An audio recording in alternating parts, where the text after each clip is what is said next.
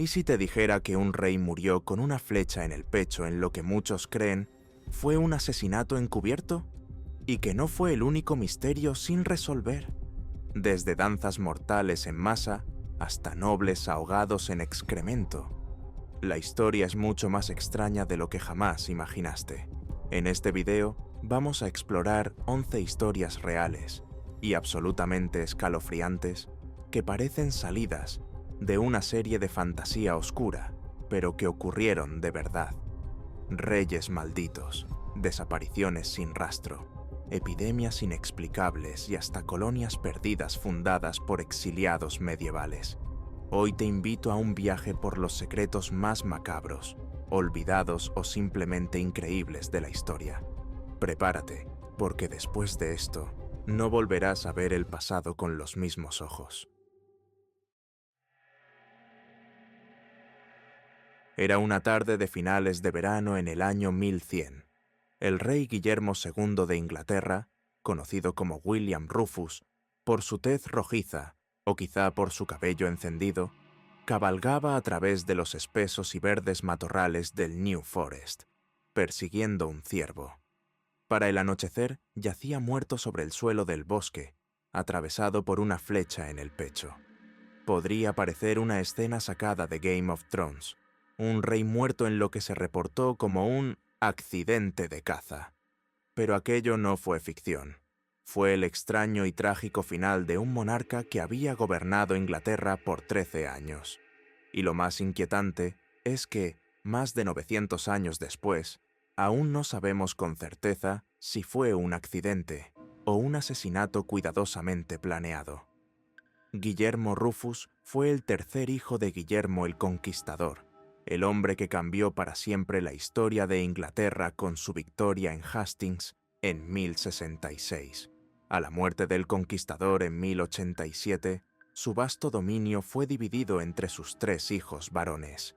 El mayor, Roberto, heredó Normandía, la cuna del poder normando. Guillermo recibió la corona de Inglaterra, el premio más codiciado. Y el menor, Enrique, se quedó con dinero y con ambiciones. Durante su reinado, Guillermo el II fue un soberano duro, audaz, temido y para muchos incomprendido. Gobernó con mano firme, mantuvo el control sobre una nobleza aún inestable y supo ejercer el poder sin rodeos. Pero también fue un rey que nunca se casó ni tuvo hijos, lo que lo convirtió en una figura solitaria, sin descendencia ni legado directo. Su muerte, por tanto, abría de inmediato la pregunta: ¿quién heredaría el trono? Y la respuesta solo podía estar entre sus hermanos. Un detalle que, tras su misteriosa y repentina muerte, levantó más de una ceja.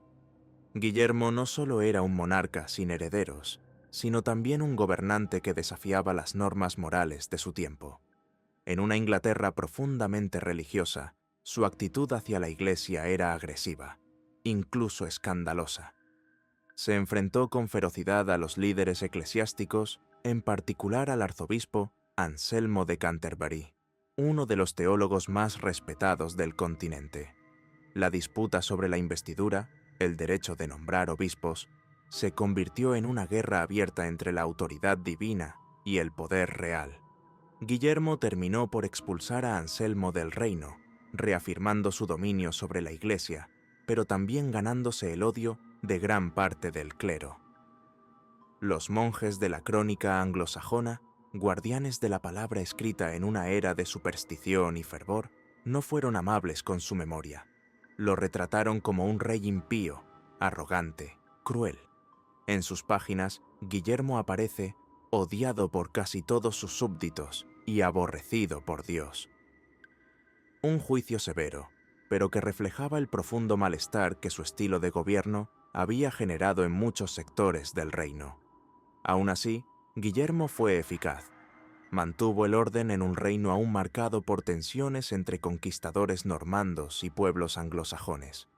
Expandió el control normando hacia las regiones más turbulentas, como Gales y Escocia, consolidando una autoridad real que aún era joven y frágil.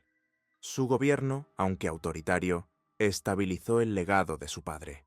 Incluso logró un hito político notable. Compró Normandía a su hermano mayor, Roberto, quien había partido hacia Tierra Santa para unirse a la Primera Cruzada. Así, por primera vez en años, Inglaterra y Normandía estuvieron unidas bajo una sola corona. Pero para el verano de 1100, las tensiones internas eran palpables. Con Roberto aún lejos, embarcado en campañas religiosas, el menor de los hermanos, Enrique, permanecía en la corte. Observaba, callaba y esperaba. Su posición oficial era modesta, pero su ambición era todo menos silenciosa. Sabía que, sin herederos, la muerte de Guillermo abriría una puerta que no volvería a cerrarse. Fue entonces cuando el rey decidió salir de cacería. El 2 de agosto, Guillermo partió desde el castillo de Winchester rumbo al New Forest, una vasta extensión de naturaleza salvaje creada por su padre para el disfrute real. Lo acompañaban varios nobles, cortesanos y también su hermano Enrique. Uno de los miembros del grupo era Walter Tyrrell, un caballero normando conocido por su destreza con el arco. Aquel bosque, por razones que algunos consideraban supersticiosas, ya tenía mala fama. Años atrás, uno de los hermanos de Guillermo, Ricardo, había muerto allí también en un accidente de caza. Los lugareños lo consideraban un lugar maldito, donde el destino aguardaba entre los árboles. Esa mañana, según relataron cronistas posteriores, no faltaron las señales de advertencia. Un monje aseguró haber soñado con la muerte del rey, un presagio inquietante que intentó comunicarle antes de la partida. Guillermo, pragmático y escéptico, se rió. No creía en esas cosas. Él era rey, y los reyes no temen a los sueños. Al internarse en el bosque, el grupo de cazadores se dispersó, como era costumbre. Cada quien seguía su propio rumbo, buscando presas, acompañados por criados o camaradas cercanos. En algún momento del día, el rey y Walter Tyrrell quedaron cabalgando juntos, lejos del resto. El sol atravesaba las copas de los árboles con un resplandor cegador. Entonces, un ciervo irrumpió frente a ellos. Guillermo tensó su arco y disparó, pero la flecha solo logró herir al animal. Impaciente, gritó a Tyrrell que rematara la pieza. El caballero obedeció, pero la flecha de Tyrrell no fue hacia el ciervo. Voló por el aire, desviada o tal vez guiada por una mano invisible, y fue directo al pecho del rey. El impacto fue inmediato y letal. Aún con vida, según algunos relatos, Guillermo intentó arrancarse el astil de la flecha, pero sus fuerzas no le alcanzaron. Cayó al suelo, desangrándose rápidamente entre los helechos y el musgo del bosque. Walter Tyrrell, presa del pánico o del cálculo, huyó del lugar sin mirar atrás. Montó su caballo y desapareció entre los árboles. Lo más desconcertante es que ninguno de los nobles que cazaban en la zona acudió al cuerpo del rey. Ni siquiera su hermano Enrique, que también se encontraba en el bosque. Nadie lo acompañó en sus últimos minutos. Nadie trató de salvarlo. Nadie lo lloró en ese instante. Y ese abandono, más que cualquier flecha, fue la herida más profunda. Horas después, unos campesinos encontraron el cuerpo del rey tendido entre los helechos, aún con la flecha clavada en el pecho. Lo cargaron en una carreta improvisada y lo trasladaron a la catedral de Winchester, donde fue enterrado al día siguiente bajo una simple losa de mármol. No hubo cortejo real, ni honores militares, ni discursos solemnes. Fue una sepultura rápida, casi silenciosa. Como si todos los presentes, nobles, clérigos, cortesanos, quisieran cerrar el capítulo cuanto antes, enterrar no solo al rey, sino también las preguntas. Pero las preguntas no tardaron en emerger como ecos entre las piedras del bosque. ¿Cómo era posible que Enrique, el hermano menor, estuviera presente en el mismo bosque y apenas 3 días después ya se hubiera proclamado rey? Nada en sus movimientos fue casual. Apenas supo de la muerte de Guillermo, cabalgó con urgencia hasta Winchester, tomó posesión del tesoro real, aseguró el control de la administración y se hizo coronar rey sin esperar el regreso de su hermano mayor, Roberto, el legítimo heredero, según la línea dinástica. Ni siquiera aguardó al arzobispo de Canterbury, el tradicional encargado de la coronación, y se conformó con ser ungido por el obispo de Londres. Todo fue rápido, preciso, efectivo. ¿Fue todo una coincidencia o una jugada cuidadosamente planeada? Mientras tanto, Walter Tyrrell, el hombre señalado como autor del disparo fatal, desapareció sin dejar rastro. Huyó a Francia, y lejos de ser perseguido como un regicida, sus tierras en Inglaterra fueron transferidas sin dificultad a sus herederos. Nadie lo buscó. Nadie exigió justicia. Años más tarde, Tyrrell negó haber disparado la flecha mortal.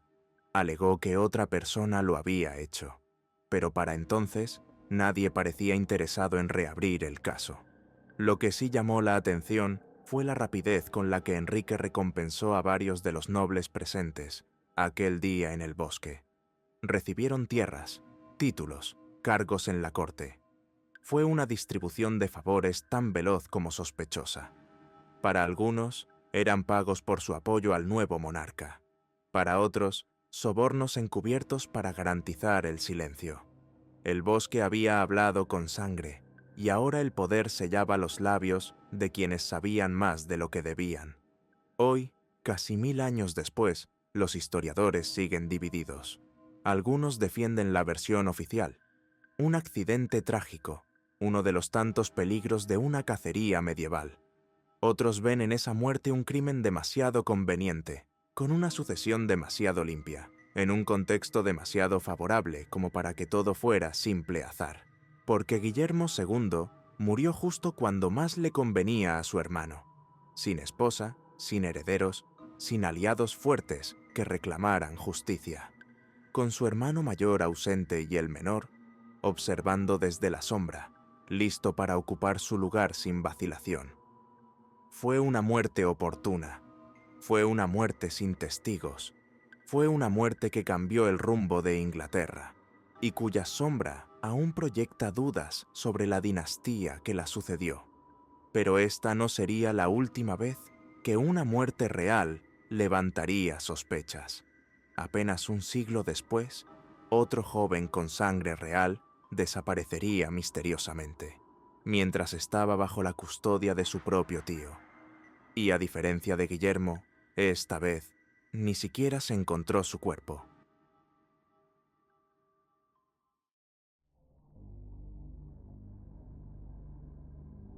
En la primavera de 1203, el joven Arturo de Bretaña, un adolescente de apenas 15 años con legítimas aspiraciones al trono de Inglaterra, desapareció sin dejar rastro.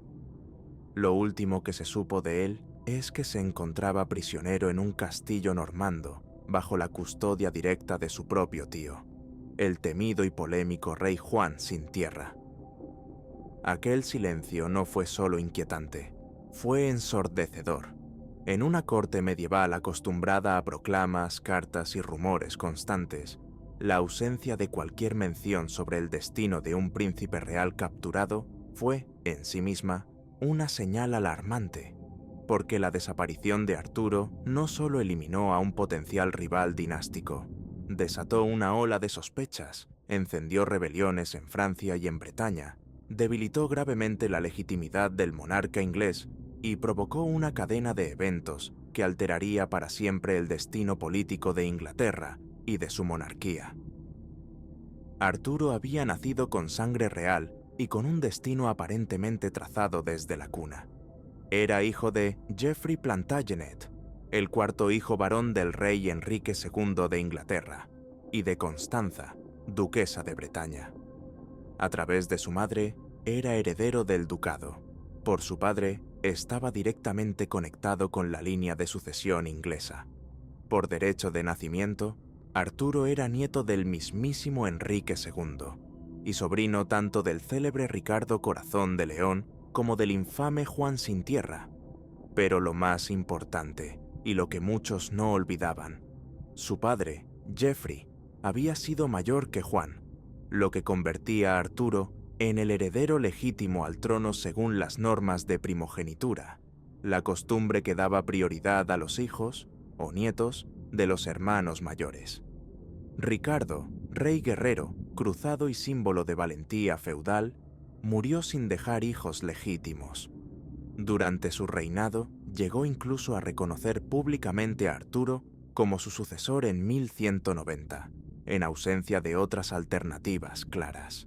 Sin embargo, cuando finalmente murió en 1199, no fue Arturo quien fue llamado a ocupar el trono, sino su tío Juan, quien se movió con velocidad y determinación para tomar el poder.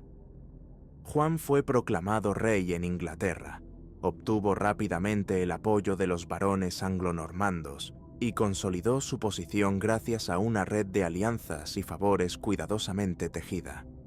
El joven Arturo, a pesar de contar con un linaje más fuerte según las normas de sucesión, fue ignorado por la élite política inglesa, que optó por la conveniencia antes que por la legalidad.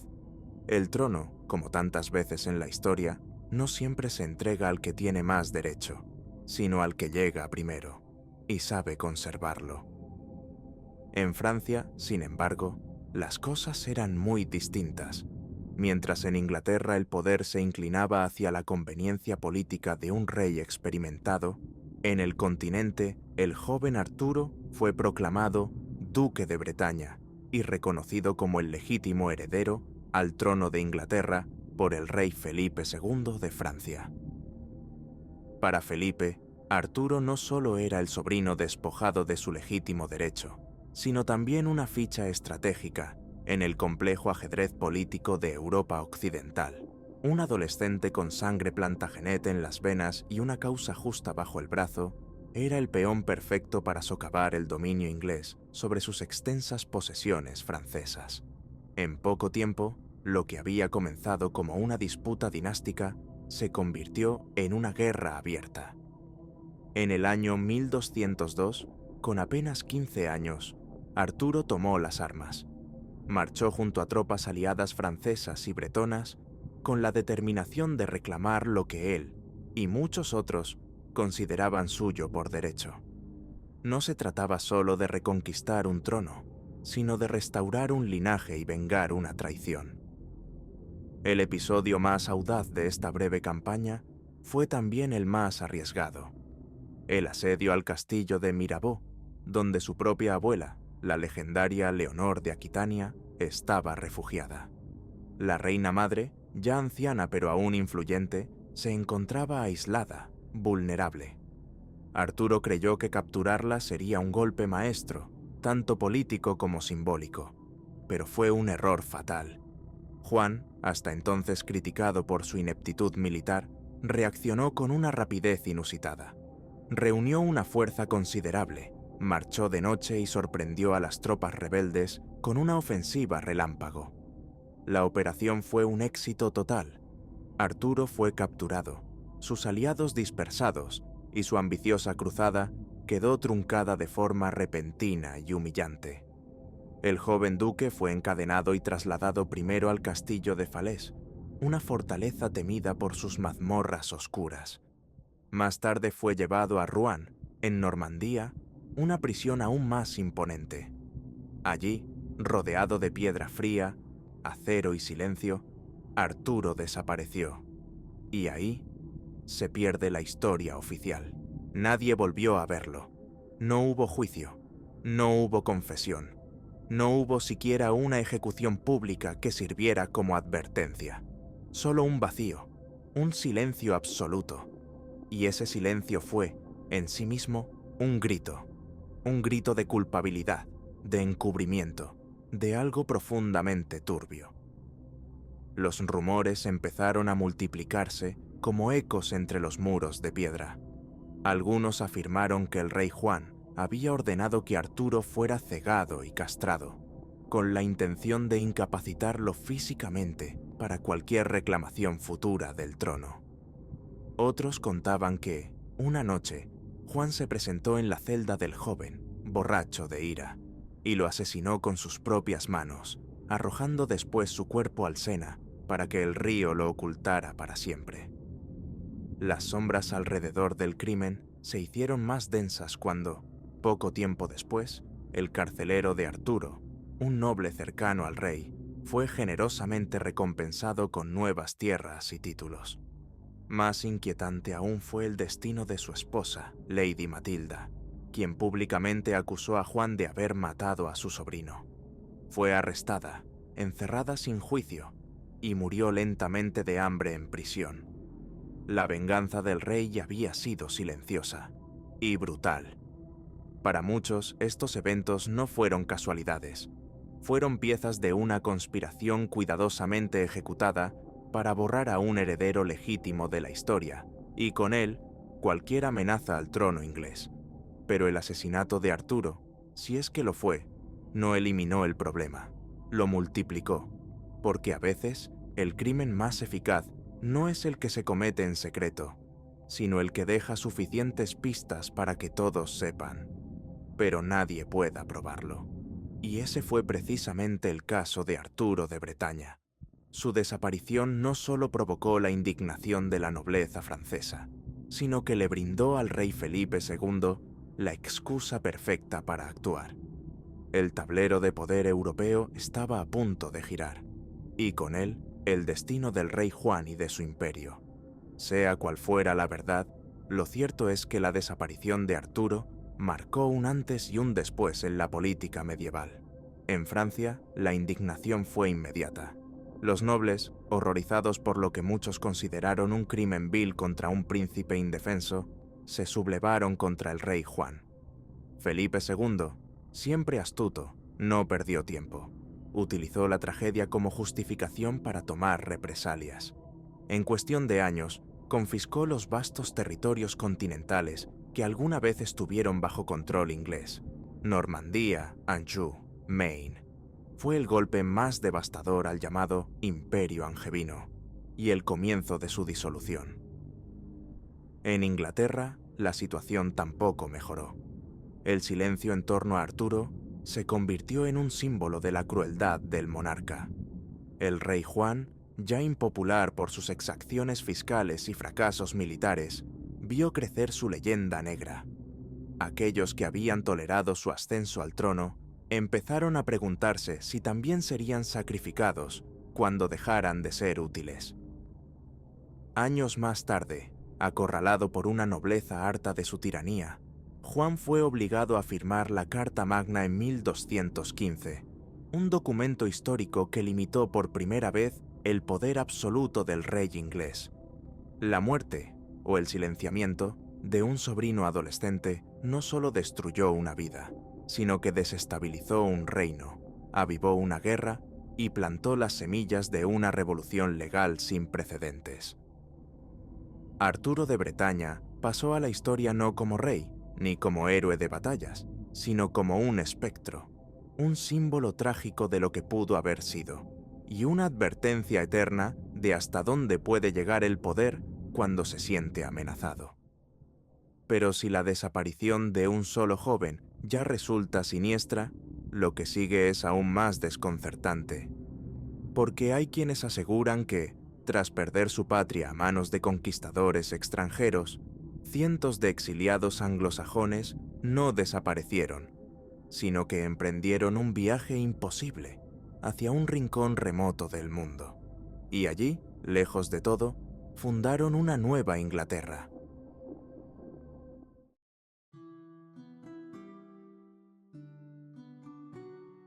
A finales del siglo XI, Inglaterra vivía una transformación profunda.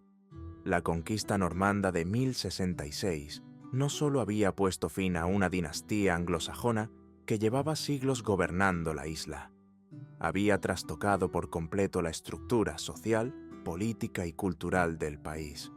Para los anglosajones, el reinado de Guillermo el Conquistador no fue una simple transición de poder, sino el inicio de un régimen opresivo, extranjero, que reemplazó a la nobleza local por una clase gobernante normanda, llegada del otro lado del canal. La lengua de la corte cambió, las leyes se reescribieron, las tierras fueron redistribuidas entre los nuevos señores normandos, quienes impusieron su dominio con castillos, impuestos y una administración militarizada.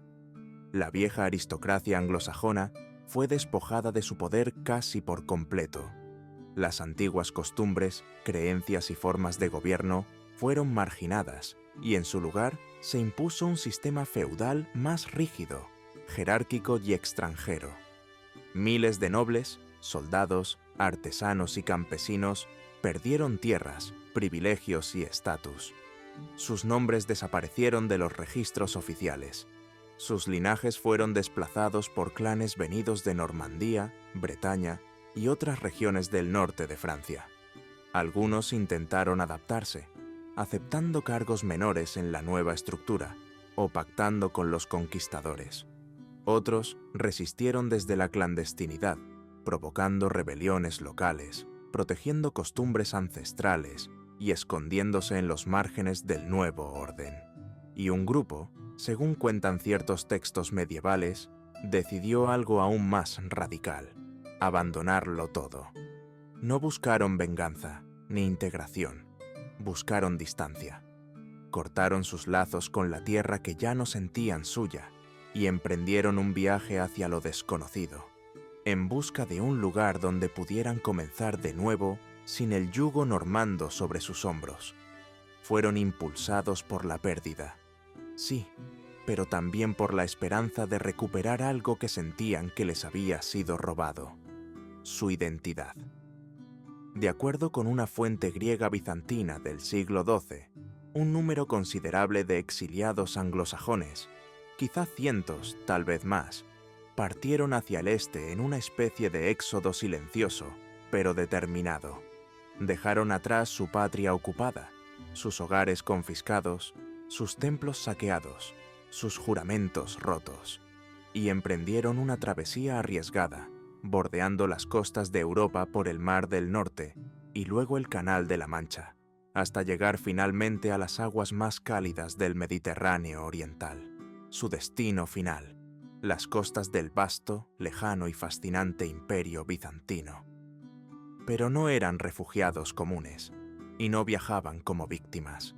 Eran hombres armados, veteranos endurecidos por años de guerra, descendientes de las viejas líneas guerreras de Inglaterra. Muchos de ellos habían luchado en Stamford Bridge, en Hastings, en las rebeliones contra los normandos.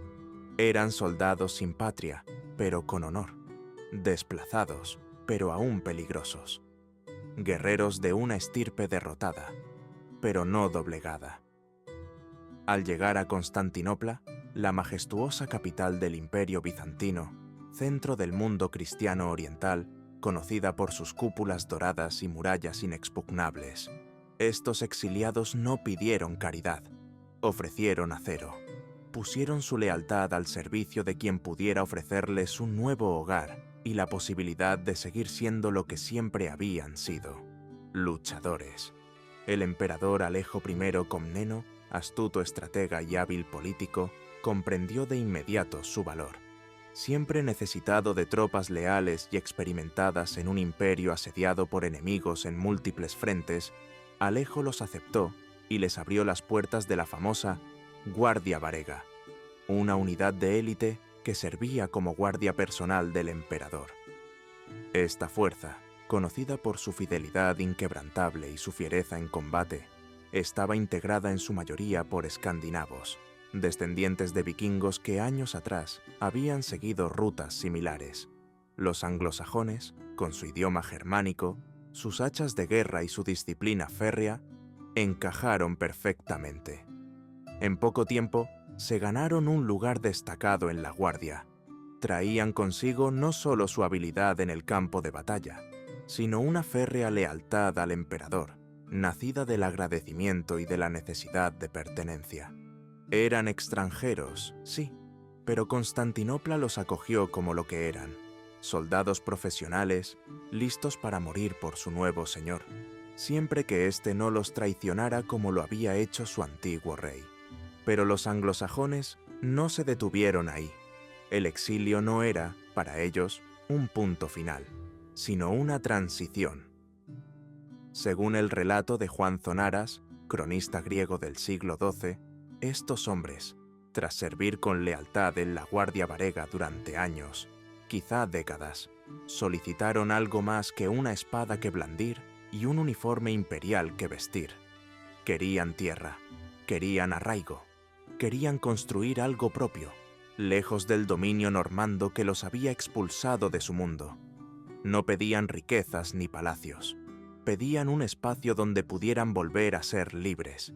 Y el emperador, reconociendo su servicio y deseando mantener su lealtad, accedió. Les concedió territorios a orillas del Mar Negro, en la región de Crimea, una zona estratégica, fértil y lo suficientemente alejada del corazón del imperio como para permitirles cierta autonomía. Fue allí, en esa esquina remota del mundo bizantino, donde los anglosajones fundaron lo que llamaron Nueva Inglaterra, una patria reconstituida desde la nostalgia, el recuerdo y el dolor. El relato cuenta que establecieron asentamientos con nombres que evocaban su isla natal. Londres, York, Lincoln.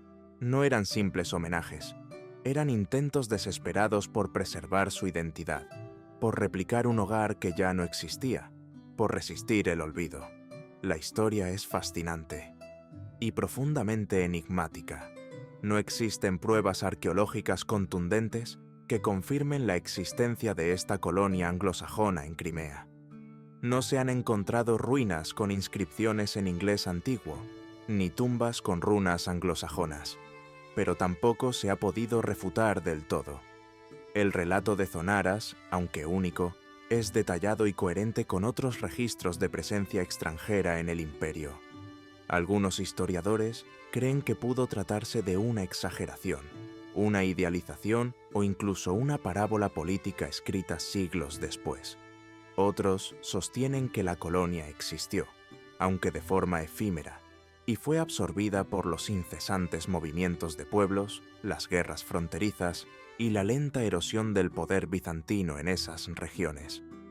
Lo que sí está documentado es que la Guardia Varega, durante ese periodo, incorporó a numerosos anglosajones, y que el recuerdo de aquellos guerreros del norte quedó grabado en las crónicas bizantinas. Se decía que hablaban una lengua áspera, diferente, que veneraban a santos ajenos, que mantenían rituales propios y que jamás olvidaron su desprecio por los normandos. Incluso en la corte de Constantinopla los llamaban los hombres que perdieron su reino pero no su orgullo. Así, mientras Inglaterra seguía su historia bajo la bandera de los Plantagenet, en algún rincón olvidado del Mar Negro pudo haber florecido, aunque fuera por un instante, una réplica imperfecta, melancólica y valiente de la nación que fue.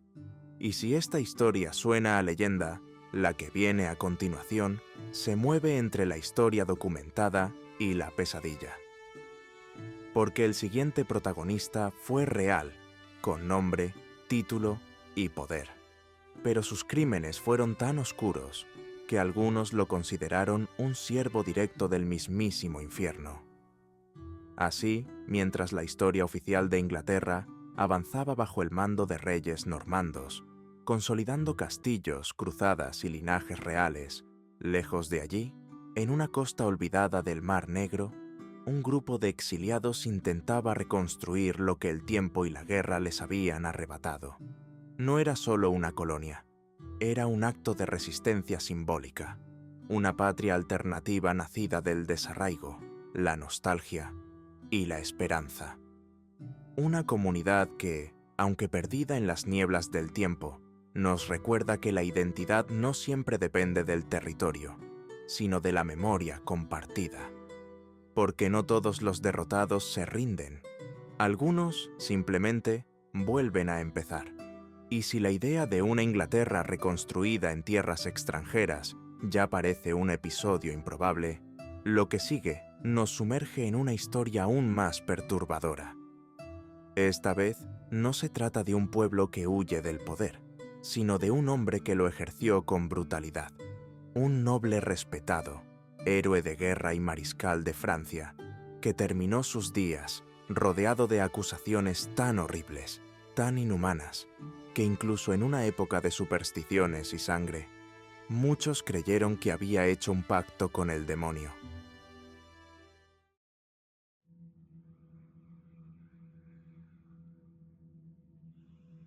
Durante la Guerra de los 100 Años, Francia encontró en Juana de Arco una figura casi mística, una joven campesina que, asegurando escuchar voces divinas, lideró ejércitos y devolvió la esperanza a un reino fragmentado. Con su armadura brillante y una convicción inquebrantable, rompió asedios, inspiró tropas y cambió el curso de una guerra que parecía perdida. A su lado cabalgaba uno de los hombres más poderosos de su tiempo, Gilles de Rais, mariscal de Francia, noble de linaje ilustre, valiente en el campo de batalla y heredero de una de las fortunas más vastas del país. Juntos, Juana y Gilles fueron vistos como el brazo místico y el brazo armado de la salvación francesa. Donde ella traía la visión, él ponía la espada. Participó en la liberación de Orleans, acompañó a Juana en la marcha triunfal hacia Reims para la coronación de Carlos VII, y fue celebrado como un héroe nacional. Tenía tierras, castillos, poder militar y la admiración de la corte. Era joven, ambicioso y aparentemente destinado a ocupar un lugar destacado en la historia de Francia. Pero tras la guerra, mientras Juana ardía en la hoguera acusada de herejía, abandonada por la misma corona que ella ayudó a restaurar, Gilles tomó un camino mucho más oscuro, uno que lo llevaría de los salones del poder a las profundidades del horror. Lo que comenzó como una carrera brillante terminó por convertirse en una de las más macabras leyendas de la Edad Media. Porque Gilles de Rais fue acusado no solo de brujería, sino del secuestro, tortura y asesinato ritual de más de 100 niños. Los rumores comenzaron de forma discreta. Desapariciones inexplicables en las aldeas cercanas a sus propiedades, criados que callaban más de lo que decían y campesinos que ya no enviaban a sus hijos cuando un mensajero de Gilles llegaba con promesas de empleo o ayuda. Nadie imaginaba, en un principio, que detrás del portón de uno de los castillos más imponentes de Bretaña se ocultaba un horror inimaginable. Nadie creía que el mismo hombre que había defendido a Francia con honor pudiera ser también el protagonista de una historia tan oscura y tan real. Nacido en 1405 en el seno de una influyente familia noble de Bretaña, Gilles de Rais fue educado como correspondía a un joven aristócrata de su rango, instruido en letras, latín, filosofía y estrategia militar. A los 11 años, tras la muerte de su padre, heredó una fortuna colosal y un conjunto de tierras y castillos que lo convirtieron en uno de los señores más poderosos del oeste de Francia. Su riqueza solo fue igualada por su ambición. Desde joven, mostró una mezcla inusual de inteligencia, carisma y destreza marcial. Era un líder nato, valiente hasta el exceso, capaz de infundir confianza a sus tropas y de ejecutar maniobras audaces en el campo de batalla. Cuando Juana de Arco irrumpió en la escena política y militar de Francia, afirmando estar guiada por santos para liberar al reino de los ingleses, Gilles no tardó en reconocer su carisma y unirse a su causa. Luchó a su lado en momentos decisivos, en la liberación de Orleans, en la marcha hacia Reims y en la ceremonia de coronación de Carlos VII. En cada batalla, Gilles reforzaba su leyenda. La corte lo admiraba, el pueblo lo aclamaba. Su ascenso parecía imparable. A los 24 años fue nombrado mariscal de Francia, uno de los más altos honores militares del reino. La gloria, el prestigio y la fortuna parecían sonreírle con generosidad. Era joven, poderoso, rico y para muchos, invencible. Pero tras la captura y ejecución de Juana de Arco en 1431, algo en Gilles se rompió. Su retiro del campo de batalla fue abrupto, y lo que vino después fue desconcertante. Abandonó su carrera militar, dejó de asistir a la corte y comenzó a hundirse en un estilo de vida cada vez más excéntrico y perturbador. Gastaba enormes sumas de dinero en espectáculos teatrales fastuosos que él mismo escribía y protagonizaba, en comitivas extravagantes, trajes lujosos, animales exóticos y banquetes interminables. Contrató alquimistas y magos que prometían secretos de inmortalidad y fórmulas para transformar metales en oro. Estudió textos prohibidos, experimentó con sustancias desconocidas y se obsesionó con el más allá. Su castillo de Tifauges, rodeado de bosques espesos, se convirtió en el epicentro de una vida secreta, donde lo sobrenatural, lo esotérico y lo prohibido se mezclaban con rituales cada vez más inquietantes. Lo que al principio parecía una excentricidad de un noble retirado, comenzó a tomar un cariz más siniestro. Visitantes hablaban en susurros de habitaciones cerradas, pasillos en los que nadie se atrevía a entrar, y criados que desaparecían sin explicación. Las riquezas de Giles se esfumaban a una velocidad alarmante, pero su obsesión con el ocultismo parecía solo crecer. Y pronto, las desapariciones empezaron. Primero fueron niños de los alrededores, luego jóvenes sirvientes, todos pobres, todos invisibles para la justicia, todos, presuntamente, atraídos por promesas de comida, trabajo o protección. Nadie podía imaginar que detrás de las puertas de Tifux se ocultaba un secreto mucho más oscuro que cualquier ritual. Un secreto que, al ser revelado, marcaría uno de los juicios más espeluznantes de la Europa medieval. Según los registros del juicio que se le hizo en 1440, la caída de Giles de Raís fue tan fulminante como su ascenso había sido meteórico. Para entonces, la nobleza local, la iglesia y los habitantes de la región ya acumulaban años de sospechas, rumores y miedo. Las desapariciones continuas de niños, el comportamiento errático del mariscal y las habladurías sobre rituales extraños en sus castillos obligaron finalmente a actuar. Fue la diócesis de Nantes la que inició la investigación formal, y lo que salió a la luz dejó una cicatriz indeleble en la historia judicial de Europa. Los testimonios recogidos durante el proceso fueron espeluznantes. Se decía que Giles se rodeaba de alquimistas, nigromantes, charlatanes y sirvientes leales que lo ayudaban en sus prácticas secretas. Algunos buscaban poder, otros simplemente temían o admiraban al señor de Tifauges. La acusación principal era escalofriante. Giles habría secuestrado a decenas, quizá cientos, de niños, en su mayoría campesinos, que eran atraídos a sus propiedades con promesas de empleo, comida o protección. Una vez dentro de sus castillos, los niños eran sometidos a rituales de invocación, tortura y asesinato. Se hablaba de altares manchados de sangre, de cánticos oscuros en lenguas olvidadas, de actos de crueldad indescriptible. Según los documentos del proceso, Giles rezaba al demonio, invocaba espíritus con la esperanza de obtener poder sobrenatural, buscaba fórmulas alquímicas para convertir metales en oro, o aún más siniestramente, alcanzar la vida eterna a través del sacrificio humano. Los testimonios no solo provinieron de campesinos aterrados, criados, antiguos cómplices, alquimistas y hasta sacerdotes declararon bajo juramento. Algunos confesaron bajo tortura, otros lo hicieron voluntariamente, como si una pesada culpa les hubiera corroído la conciencia durante años. Todos coincidían en detalles aterradores: niños desmembrados con frialdad quirúrgica, cuerpos lanzados a pozos ocultos, huesos enterrados en jardines nocturnos o escondidos tras muros falsos.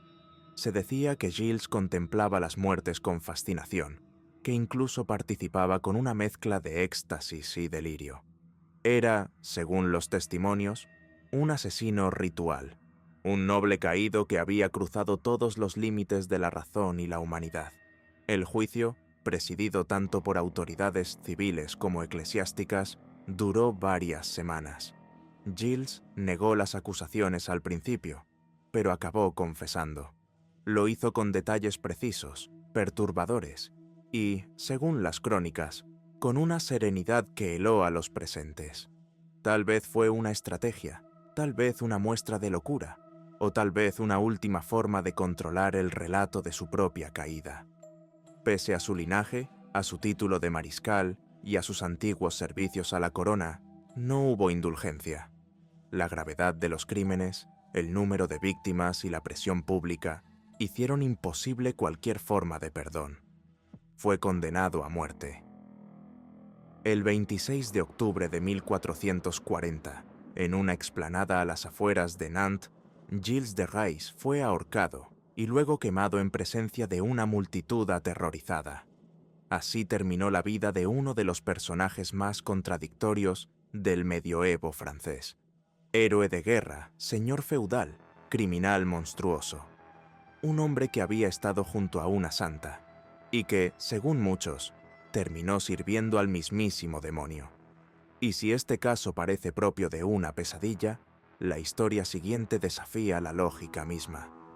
Porque lo que ocurrió en 1518 en la ciudad de Estrasburgo no involucró ejércitos ni demonios, sino algo aún más inexplicable. Una plaga que hizo bailar, hasta la muerte, a decenas de personas sin causa aparente y sin forma de detenerla. ¿Fue culpable de todo lo que se le acusó? Esa pregunta sigue dividiendo a los historiadores. Algunos, con escepticismo moderno, han sugerido que el juicio pudo estar motivado por intereses económicos. Gilles, tras arruinar su fortuna, había hipotecado muchas de sus tierras, lo que facilitó su apropiación tras su caída, o por conflictos políticos con la iglesia y la nobleza local. Otros apuntan a que pudo haber sido víctima de una cacería de brujas antes de que ese término existiera. Sin embargo, hay quienes sostienen lo contrario, que las pruebas eran abrumadoras, que los testimonios coincidían con una precisión difícil de fabricar, que la confesión de Gilles, hecha con una frialdad perturbadora, no dejaba espacio a la duda, que su caída no fue producto de una conspiración, sino la revelación brutal de una verdad insoportable. Lo que nadie discute es que Gilles de Rais fue una figura trágica y contradictoria, héroe nacional y presunto monstruo, oculto. Un hombre que cabalgó junto a una santa y terminó señalado como un siervo del mal. Su historia ha sido interpretada como advertencia, como símbolo de decadencia, o como la manifestación más oscura del poder sin límites. Y si este relato parece sacado de un cuento de terror gótico, lo que viene no se queda atrás. Porque lo que ocurrió en el verano de 1518 en la ciudad de Estrasburgo desafía toda lógica. No hubo espadas, ni brujas, ni demonios, pero sí algo igual de inquietante. Una epidemia recorrió las calles, pero no era peste, ni viruela, ni fiebre. Era algo aún más extraño y absurdo. Personas que, sin explicación, comenzaban a bailar, y no podían detenerse. Bailaban durante horas, días, incluso semanas. Bailaban hasta que sus cuerpos colapsaban. Algunos, simplemente, murieron bailando.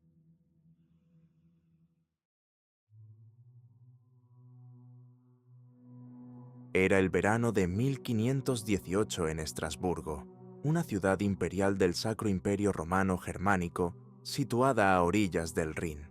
El calor caía como un manto pesado sobre calles de piedra, mercados bulliciosos y plazas adoquinadas. Los campesinos llegaban al amanecer cargando sacos de grano, los comerciantes discutían precios bajo toldos de tela, y los niños corrían entre puestos de frutas y animales.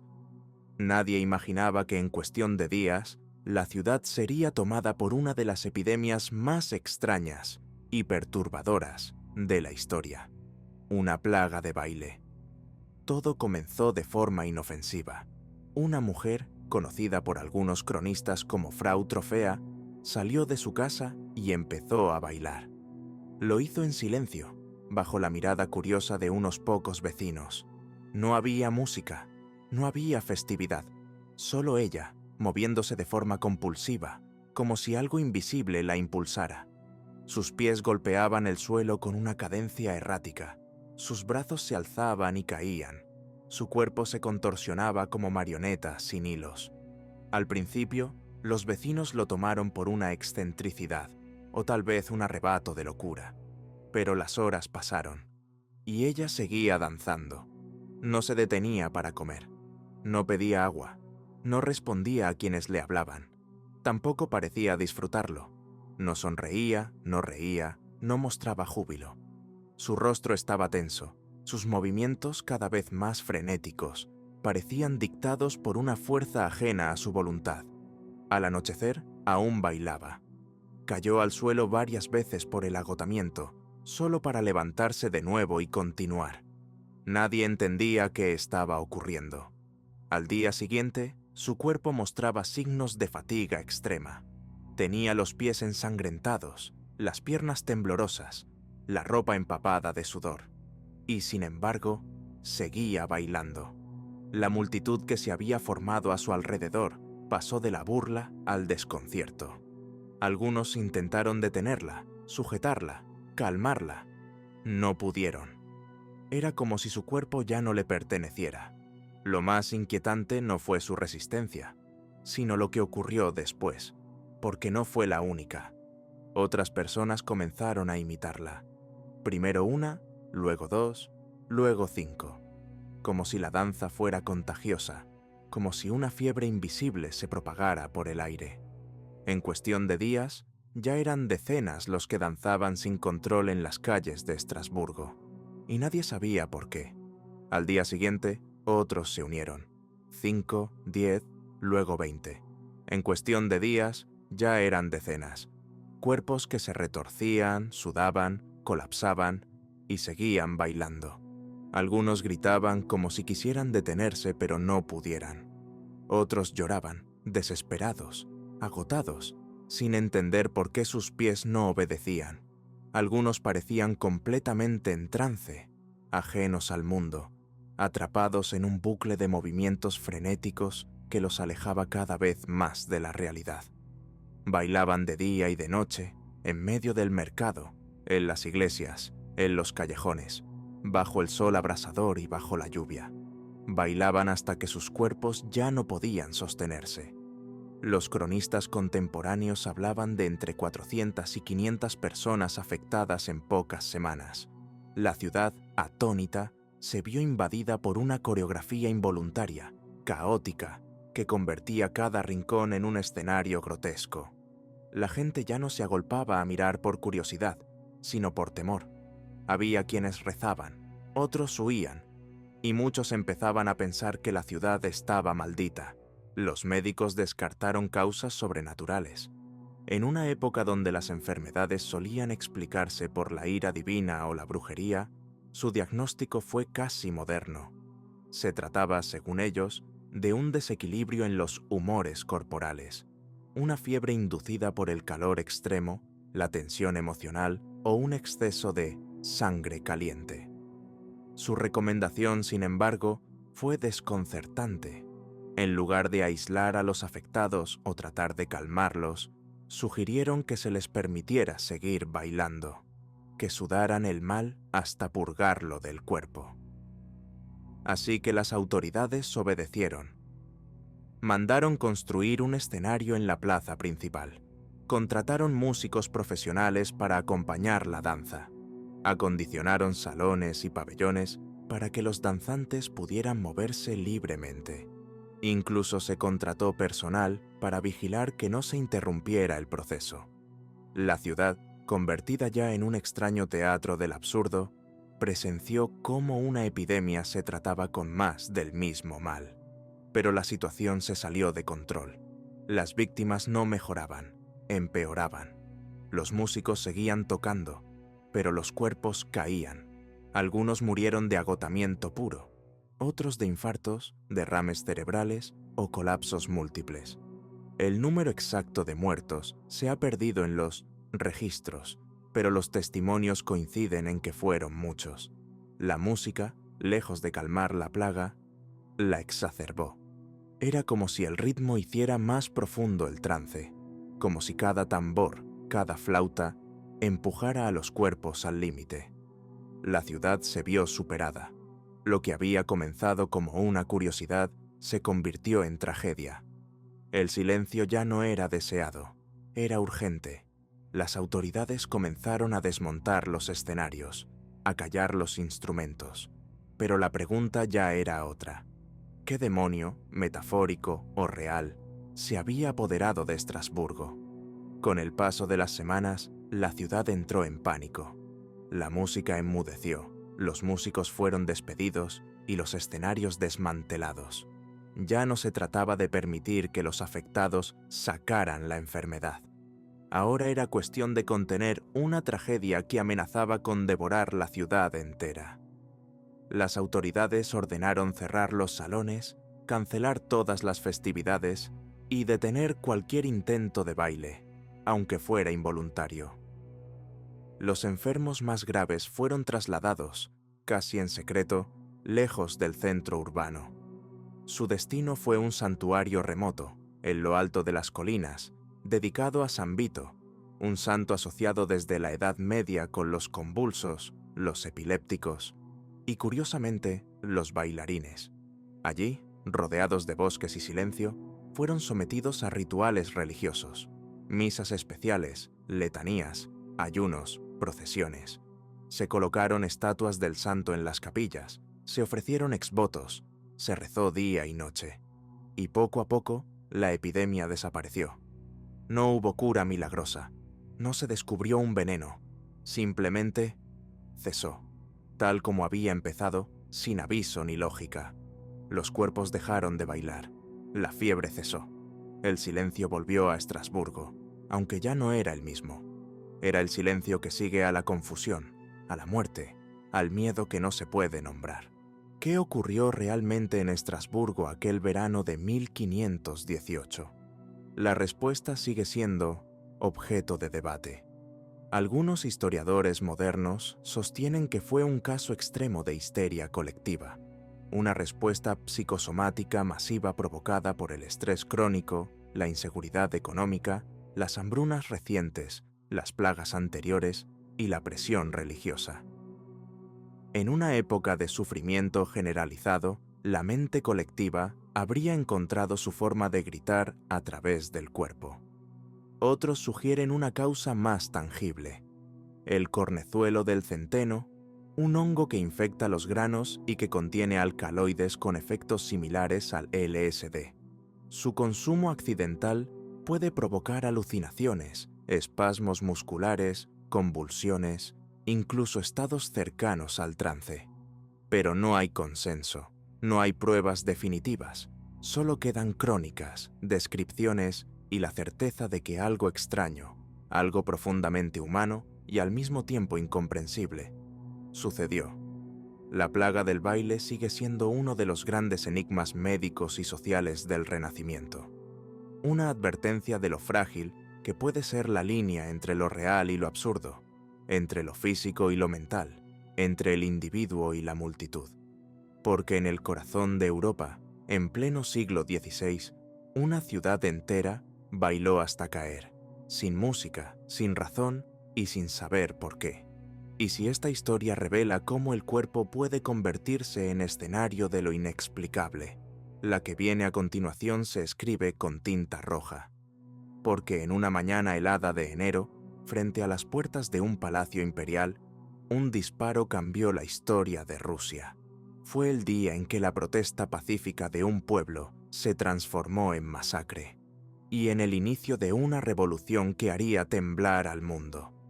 Lo que sí se sabe es que durante semanas, una ciudad entera fue testigo de algo que desafiaba toda lógica. No una guerra, ni una enfermedad visible, sino un delirio colectivo que convirtió las calles en pistas de baile involuntarias, donde el ritmo no era música, sino desesperación. Fue una coreografía sin partitura, una enfermedad sin fiebre, una protesta del cuerpo contra una realidad insoportable. Y cuando por fin cesó, Estrasburgo no volvió a ser la misma. La memoria de aquel verano quedó grabada en los anales de lo inexplicable, como un eco que todavía inquieta a historiadores, médicos y psicólogos por igual. Y si esta historia suena como una metáfora de locura, la siguiente es un recordatorio brutal de lo contrario. un instante frío, calculado, donde el poder se ejerció con pólvora y sangre, porque lo que ocurrió una mañana de enero en Rusia, frente a las puertas del Palacio de Invierno, transformó una súplica colectiva en una masacre, y encendió la mecha de una revolución que acabaría con siglos de monarquía y cambiaría el destino de un imperio.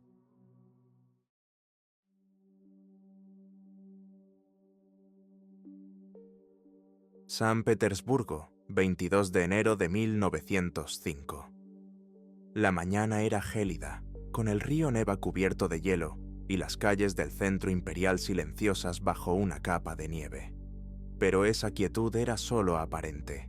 Desde los barrios obreros, columnas de trabajadores y familias enteras avanzaban hacia el corazón del poder, el Palacio de Invierno, residencia oficial del zar Nicolás II. No portaban armas, llevaban íconos religiosos, retratos del zar y pancartas escritas a mano. No marchaban para derrocar, sino para suplicar. Caminaban con esperanza, no con rabia, con fe, no con odio. En sus rostros no había desafío, sino necesidad. La multitud se desplazaba en silencio, como un río humano que crecía al avanzar. Hombres con las manos endurecidas por la fábrica, mujeres envueltas en mantas, cargando niños pequeños, ancianos arrastrando los pies, jóvenes con los ojos fijos en el horizonte nevado. Algunos cantaban himnos religiosos, otros rezaban en voz baja. Lo hacían convencidos de que aquel acto, pacífico y solemne, sería escuchado por quien, según la tradición, debía protegerlos, el zar. Aquel domingo, cerca de 150.000 personas salieron a las calles en distintas partes de la ciudad. Un número abrumador que dejó claro que la protesta no era un brote aislado, sino un grito colectivo. La intención era entregar una petición al pequeño padre, como muchos aún llamaban al zar Nicolás II, aferrados a la imagen paternalista de un soberano justo y benevolente. La carta que llevaban no exigía el fin del imperio, ni la caída del trono. Pedía lo básico: condiciones laborales más humanas, salarios justos, reducción de la jornada, acceso a la educación, libertad de prensa y la creación de una asamblea representativa que diera voz al pueblo. Su líder era el padre Georgi Gapón, un sacerdote ortodoxo carismático y de voz potente, que había ganado la confianza de miles de obreros. Gapón creía sinceramente que el zar estaba rodeado de malos consejeros, de burócratas corruptos que le ocultaban la verdad. Pensaba que, si Nicolás veía con sus propios ojos la magnitud del sufrimiento de su pueblo, actuaría con justicia. Tenía fe no solo en Dios, sino también en la compasión de un monarca que, en su opinión, aún podía redimir el vínculo roto entre la corona y sus súbditos. Pero esa esperanza, tan frágil como el hielo que cubría el Neva, estaba a punto de quebrarse para siempre. Pero Nicolás II no estaba en el palacio.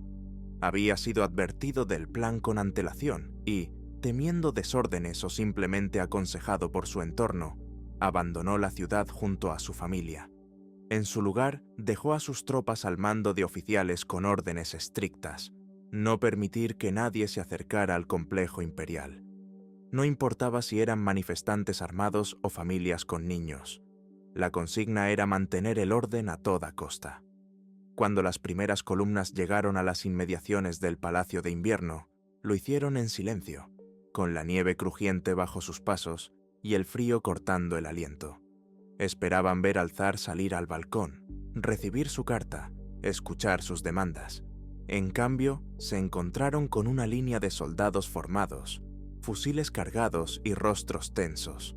No hubo diálogo, no hubo advertencias prolongadas, solo la distancia, las bayonetas y el miedo que comenzaba a propagarse entre los más sensibles de la multitud. Los soldados intentaron contenerlos. Un par de oficiales gritaban órdenes. Hubo advertencias, pero la gente no retrocedía. No había agresión en sus movimientos. Cantaban himnos religiosos, agitaban retratos del zar como si todavía confiaran en que, desde alguna ventana, los estuviera observando. Rezaban. Caminaban con lentitud, como si creyeran que la fe bastaría para detener las balas. Entonces comenzaron los disparos. Ráfagas secas rompieron el aire congelado. Primero una, luego otra y otra más. La nieve se tiñó de rojo. Hombres cayeron al suelo, mujeres gritaron, niños se desplomaron junto a sus madres. El estruendo de los fusiles fue seguido por el de los gritos. Algunos corrieron, otros intentaron cubrir a los heridos, pero muchos simplemente se quedaron ahí, paralizados, incapaces de entender cómo una súplica se había convertido en una ejecución. Los relatos posteriores hablaban de caos, de cuerpos pisoteados en medio de la estampida, de pañuelos convertidos en vendas improvisadas, de madres arrastrando a sus hijos muertos, de sacerdotes que seguían rezando en voz alta mientras caían disparos alrededor, de un silencio abrumador después de cada descarga, roto solo por el lamento de los vivos. Nadie había llegado para atacar, nadie esperaba morir, y sin embargo, el suelo helado de San Petersburgo se cubrió de sangre. Se desconoce el número exacto de muertos. Las cifras oficiales, siempre cuidadosas, hablaron de unos 100 fallecidos, pero los testigos presenciales, los hospitales colapsados y los testimonios recogidos en los días siguientes indicaban otra realidad mucho más devastadora. Al menos 1 millar de personas, entre muertos y heridos. Muchos cuerpos nunca fueron reclamados. Algunos desaparecieron en la confusión. Otros fueron enterrados en fosas comunes, sin nombre, sin ceremonia, como si el Estado quisiera borrar las huellas de su crimen. Lo que sí quedó claro, y de forma irreversible, fue el impacto moral. Algo profundo, casi intangible, se rompió para siempre aquel día. Durante siglos, el zar había sido retratado como el padrecito del pueblo, el último recurso, la figura casi sagrada que unía al campesino con Dios. Esa imagen se desplomó en cuestión de horas, derribada no por discursos revolucionarios, sino por las balas disparadas contra una multitud desarmada. Ya no era el pequeño padre, era el hombre que había permitido, o al menos no impedido, que sus súbditos fueran abatidos por atreverse a pedir pan, justicia y dignidad. La fe en la monarquía, que aún persistía en muchas aldeas del inmenso imperio, se erosionó de golpe. Lo que antes era respeto se volvió resentimiento. Lo que era esperanza se transformó en furia. El evento pasó a la historia como el Domingo Sangriento, un nombre simple, pero imborrable. Fue el catalizador de una serie de huelgas, manifestaciones y rebeliones que estallaron en todo el país. Fábricas paralizadas, trenes detenidos, periódicos clandestinos circulando con furia contenida. La revolución de 1905 había comenzado, y aunque no logró derrocar al zar, sí dejó una cicatriz profunda en su régimen. Nicolás II, forzado por la presión popular, prometió reformas, firmó el Manifiesto de Octubre y aceptó la creación de una Duma, un parlamento limitado, pero el daño ya estaba hecho. Su autoridad, aunque aún intacta en apariencia, había quedado herida de muerte. La semilla de la revolución estaba plantada, y si esta historia muestra cómo la represión puede encender un país, la siguiente nos lleva a otro tipo de temor, no al fusil, sino al misterio. Porque en el siglo XII, en la campiña inglesa, comenzaron a circular relatos de muertes extrañas. No eran guerras ni epidemias, eran asesinatos, silenciosos, selectivos, y atribuidos a una criatura que, según los rumores, solo atacaba por la noche. Y así, en el frío de una mañana cualquiera, Rusia perdió el miedo, y el zar comenzó a perder su trono. Lo que se derrumbó aquel 22 de enero no fue solo la fe en un soberano, sino el mito de que el poder podía mantenerse sin consecuencias. Desde entonces, el imperio ya no fue el mismo. Cada huelga, cada motín, cada palabra escrita en panfleto clandestino llevaba la sombra de aquel domingo.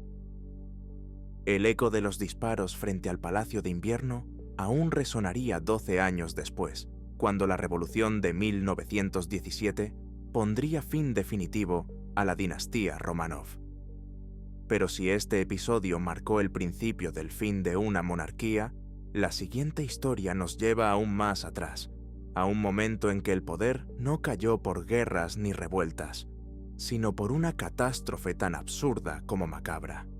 Porque lo que ocurrió en Alemania en el año 1184 no fue un complot ni un asesinato. Fue una tragedia inesperada que terminó con decenas de nobles ahogados, no en sangre, sino en excrementos. Una reunión política que se transformó, literalmente, en un baño mortal.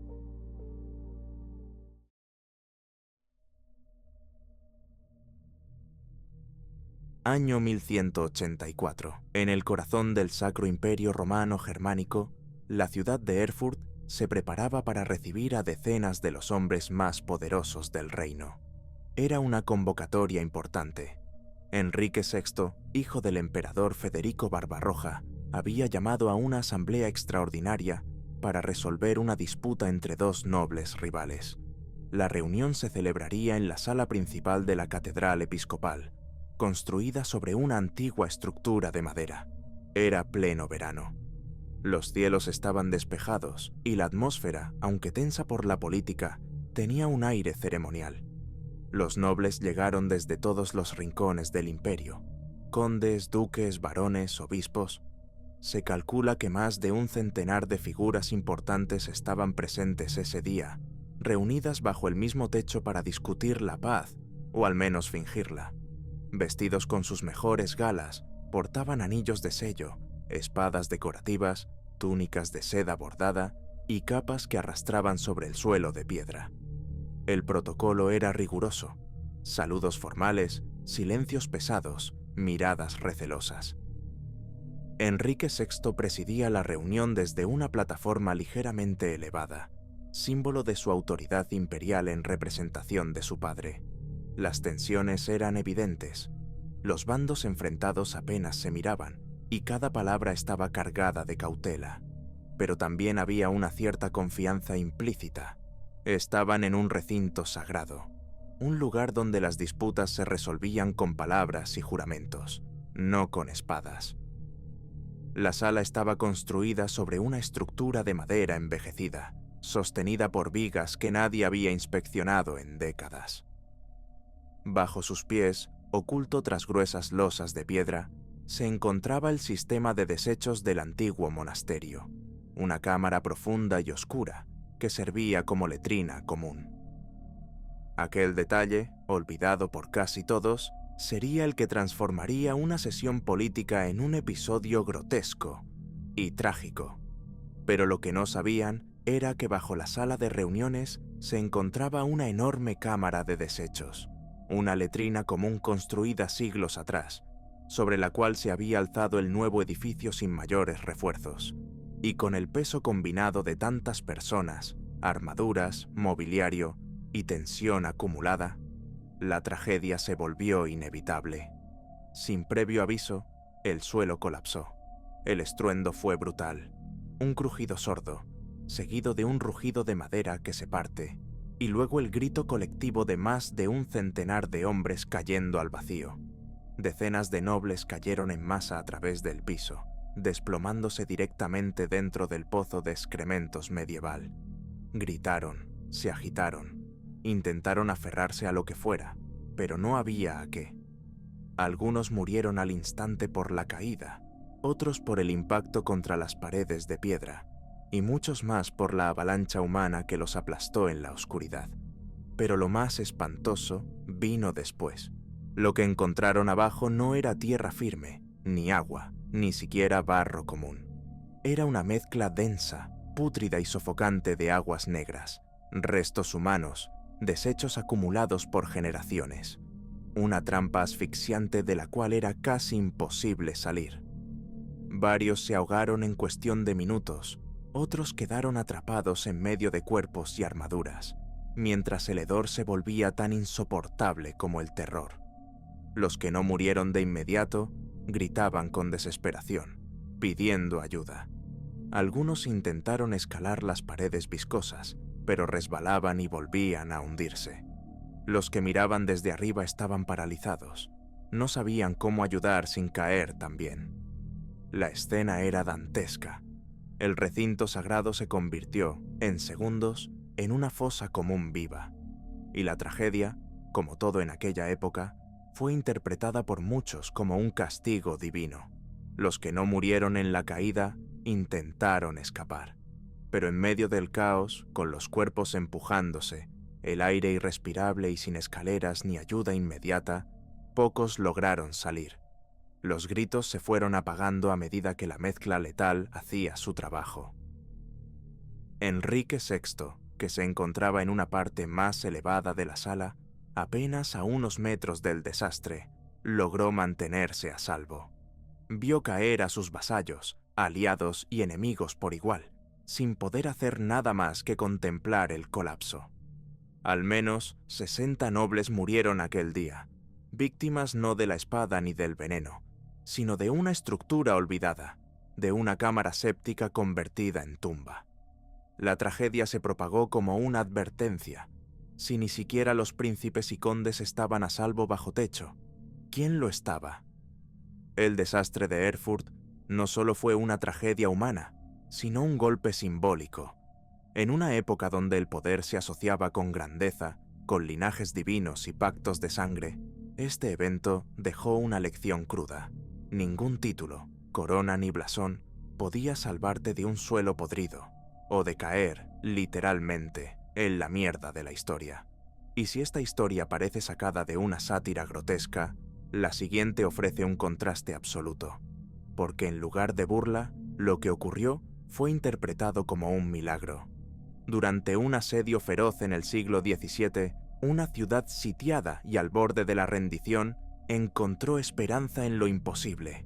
Los ojos de una estatua parecieron moverse, y lo que muchos creyeron una alucinación colectiva se convirtió en un acto de fe que, según algunos, cambió el destino de una batalla.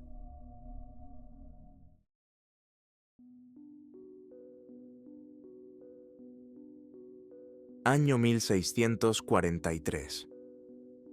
Europa ardía en uno de los conflictos más devastadores de su historia, la Guerra de los 30 Años. En medio de ese caos, marcado por masacres, hambre y ruinas, una pequeña ciudad al suroeste del Sacro Imperio Romano Germánico se convirtió, inesperadamente, en escenario de algo que muchos interpretaron como un milagro. Rottweil, una ciudad imperial libre, estaba sitiada por las tropas francesas. El asedio era implacable. Las defensas se debilitaban, las reservas se agotaban, y la esperanza comenzaba a desvanecerse entre la población. Las iglesias estaban llenas, no de fieles en misa, sino de ciudadanos refugiados que rezaban día y noche por una intervención divina. Los alimentos escaseaban. Las calles, antes bulliciosas, se habían convertido en pasillos silenciosos de piedra, recorridos por el eco de los cañones lejanos y el murmullo de plegarias. El miedo se había instalado en los hogares como un huésped más. Cada amanecer podía ser el último, y cada noche traía consigo el temor de un asalto definitivo. La ciudad no solo resistía con armas, resistía con fe. Dentro de la iglesia de Loreto, una pequeña capilla mariana de paredes sencillas pero cargadas de devoción, se reunían mujeres, ancianos y niños, implorando protección. La imagen de la Virgen, colocada sobre un modesto altar de madera, era el centro de aquellas oraciones. La gente se aferraba a su mirada serena, buscando en esos ojos tallados una señal, un indicio, algo que les dijera que aún no todo estaba perdido. En medio de esa angustia, en la iglesia de Loreto, una imagen de la Virgen María, una estatua de madera tallada siglos antes, atrajo la atención de un grupo de fieles. Según los relatos recogidos poco después, varios testigos aseguraron haber visto cómo los ojos de la imagen se movían. No era un simple juego de luces ni ilusión óptica. Los ojos giraron, se dirigieron hacia el altar, y algunos dijeron que incluso derramaron una lágrima. La noticia se propagó como un rayo. En una época en la que la fe era tan poderosa como la pólvora, ese pequeño gesto fue suficiente para reavivar el ánimo de la ciudad. Los sacerdotes lo interpretaron como una señal clara. La Virgen no los había abandonado. Los testigos juraron haber visto el movimiento con total claridad. No fue uno, ni dos.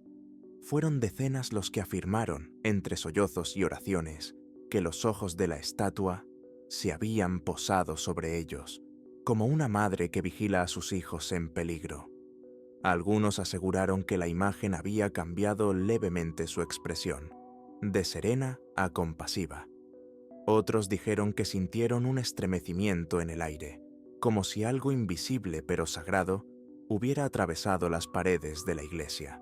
Ante la conmoción, los sacerdotes organizaron procesiones improvisadas. Las campanas sonaron como si anunciaran una victoria invisible. Velas, cánticos, incienso.